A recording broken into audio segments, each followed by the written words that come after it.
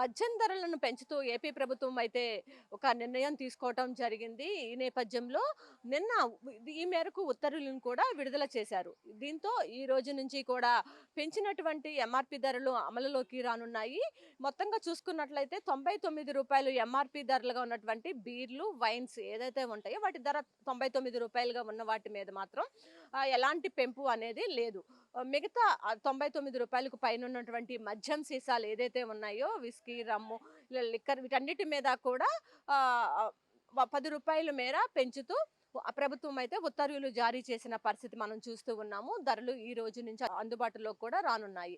మొత్తంగా చూసుకున్నట్లయితే ఈ పెంపు వల్ల ఆహ్, 1,391 కోట్ల రూపాయలు ప్రభుత్వానికైతే ప్రతి ఏటా కూడా ఆదాయం వస్తుందని అధికారులైతే భావిస్తూ ఉన్నారు. ఈ నేపథ్యంలోనే ఈ రూ. 10 ధరను ప్రతి మద్యం బాటిల్ పైన కూడా రూ. 10 ధరను పెంచుతూ అధికారులైతే ఈ నిర్ణయం తీసుకోవటం జరిగింది. మొత్తంగా చూసుకున్నట్లయితే ఇటు బార్లలోనూ, ఇటు మద్యం షాపుల్లోనూ ధరలు చూసుకున్నట్లయితే చాలా వ్యత్యాసం ఎక్కువగా కనిపిస్తా ఉంటుందన్నమాట. అయితే ఈ వ్యత్యాసాన్ని తగ్గించేందుకు కూడా ఏపీ ప్రభుత్వం మరొక నిర్ణయం తీసుకోవటం జరిగింది. అదనపు ఎక్సైజ్ పన్ను ఏదైతే ఉందో దానిని ఉపసంహరించుకుంటున్నట్లు కూడా ప్రకటించడం జరిగింది.